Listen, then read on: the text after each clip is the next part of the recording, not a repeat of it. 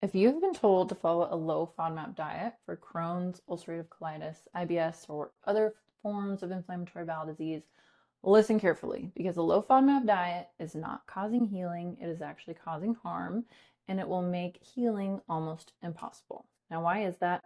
I will get to it. I will explain why the low FODMAP diet long term is not a solution, what's really going on in your gut, and which high FODMAP foods are actually essential for healing. I'm Dr. Kristen, the founder of MedFree PharmD, where we teach women how to heal Crohn's, ulcerative colitis, IBS, and other forms of inflammatory bowel disease without medications. So let's get to it. Now, first off, what does FODMAP stand for? It stands for fermentable oligomonosaccharides and polyols. That's why we call it FODMAP, because that's really hard to say. So basically, these are carbohydrates that feed your gut microbes. And when your gut is inflamed or the microbiome is imbalanced, these fibers ferment too fast, creating bloating, gas, urgency, discomfort, things like that. So your little microbes in your gut eat up these foods and ferment them and create symptoms. So if you don't have a strong microbiome, that's why you are getting these symptoms. If you have a strong microbiome, you're not getting symptoms like these because your microbes are breaking these things down for you and preventing all those symptoms.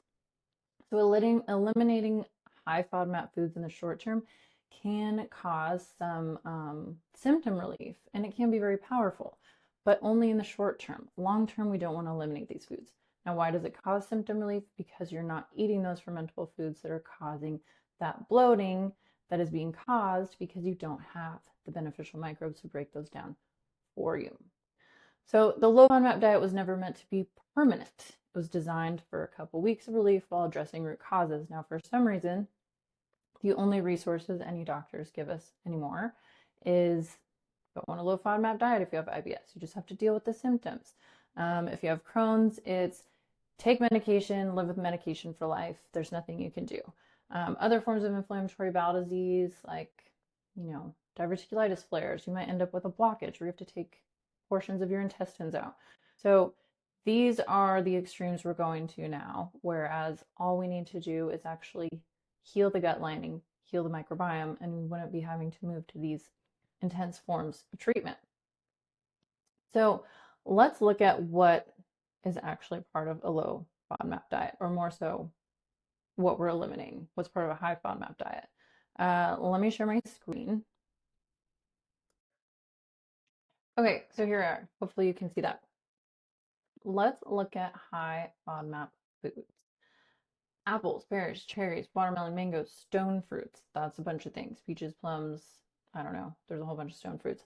High sorbitol fruits, prunes, figs, onions, garlic. Onions and garlic are in everything. Cauliflower, asparagus, broccoli, mushrooms, snow peas, sweet corn. Mushrooms is not even just a food group. It's its entire own kingdom. Like there's the animal kingdom and the plant kingdom and the fungi kingdom. It cuts out an entire kingdom. Lentils, chickpeas, kidney beans, soybeans, milk, soft cheese, ice cream, yogurt, wheat, rye. If you've never done a low FODMAP diet, you're like, what the heck am I supposed to eat? Yeah, it's pretty intense and hard to follow, and it cuts out so many beneficial food groups. So let's talk about garlic and onions. Inulin, these contain inulin and fructooligosaccharides. They feed beneficial microbes that strengthen immunity. Now, 70% of our immune system resides in our gut. If we are not feeding the microbes that benefit our immune system, guess what? You're probably also getting sick. You're probably having skin problems. You're probably having sinus infections all the time, or your illness always goes to your lungs, or probably having brain fog. Our immune system resides in our gut. So we need to help our immune system thrive, and we do that by feeding the good microbes, not by starving them of things like garlic and onions when we're sick. Garlic is one of the best things you can give your body when you are sick. You should be making garlic bread for your family when somebody has some cold symptoms coming on. We don't want to eliminate that from our diet, because then if we're not benefiting our immune system naturally through things like garlic, then we're getting sick, then we're having to take antibiotics. Then with those antibiotics, we're killing all our good microbes all over again. Apples, pectin increases butyrate, supports colon health. Butyrate is one of the things that our colonocytes use to power its cells. If you don't know about short chain fatty acids, you can watch my other video, short chain fatty acids. I think that's what it's called. Or just DM me, SCFA. I'll send you the video where you can learn about the magic of short chain fatty acids that comes from, guess what? Guess what? Guess what they come from? Our microbes in our gut. Okay, lentils and chickpeas, resistant starch, polyphenols, fuel colonocytes, balance blood sugar, broccoli and cauliflower.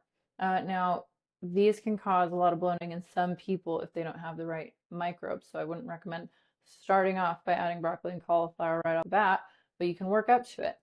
It contains sulforaphane, supports detox, reduces intestinal inflammation. Go back to our stone fruits, prunes and figs. Stone fruits, peaches and plums. Antioxidants that promote microbial diversity. We want microbial diversity. We want multiple colonies of beneficial bacteria and microbes. We don't want large colonies of what we call bad bacteria. We want diversity in our gut. So the foods are not the problem. Your gut environment is the problem. And if you starve them of all these nutrients, you're not just damaging your gut health and your microbes and preventing the production of those short chain fatty acids, you're damaging your overall health, especially your immune system. So we don't want to starve our body of these things. Now, if these foods are causing bloating and pain, it's, again, I think I just said this, but it's not the foods, it's your microbiome that is damaged. Your goal isn't to avoid these foods forever. Your goal is to rebuild the microbiome so you can process healthy foods appropriately. So if you followed me, you probably know that I do recommend low FODMAP for a couple weeks in certain clients, not in everyone, and only for a couple weeks. Why? Because some people that are really, really struggling, it can cause some very quick symptom relief while we build on other things, while we rebuild that lining, while we get the nutrients to prevent that leaky gut, to retighten those tight junctions, to give the gut lining the physical things it needs to rebuild. After that, we don't leave out high FODMAP foods because they're very healthy. Well, most of them. Ice cream isn't healthy, but you get the point. So short-term low FODMAP, again, beneficial in the short term while we rebuild with things that repair the mucosal lining, decrease inflammation, repair tissue, and protect the lining. Then we can slowly reintroduce high FODMAP foods because your microbiome can handle it. And you must feed your microbiome so that these colonies stay alive and stay diverse and stay working for you. So I really get frustrated on this topic because so many people recommend it, and especially for those of you with IBS, this is one of the only solutions you're given, which it's not a solution. It's like, I don't know, if we break our leg and your doctor's like, cool, broke your leg, just never walk again. That's not what we do. We don't do that. Lots of people break their legs. They've broken lots of bones. You heal it, you cast it, whatever, you fix it. You start walking again after you heal the broken bone. So why with our gut would we say never walk again, don't eat all these foods ever again, just avoid them forever, it's over? No, we wouldn't do that. It doesn't make any sense. So this is a topic that I think just really needs to be reframed. If you're really struggling, you can do low FODMAP for a couple weeks at most, but you need to be doing other work to rebuild that lining, to rebuild that microbiome, to rebuild your mental space, to have the appropriate mindset to help you heal. That is what we do inside my program, Rooted. I help women implement my system to heal their gut, heal their Crohn's, heal their ulcerative colitis, heal their inflammatory bowel disease, diverticulitis, IBS without medications naturally. So if you're on a low FODMAP diet, stop doing that. Stop eliminating all these foods. Eliminate processed foods. We don't want processed foods in our diet, but all these healthy foods that have all these benefits, stop eliminating these from your diet for any more than a couple weeks. If you're interested in learning how to heal DM me Rooted on Instagram at MedFreeFarmD. I'll link it below. And if you want to learn more or you have questions, drop it in the comments, and I'm happy to answer any questions you have. So I wish you gut love and peace, and start eating high FODMAP foods.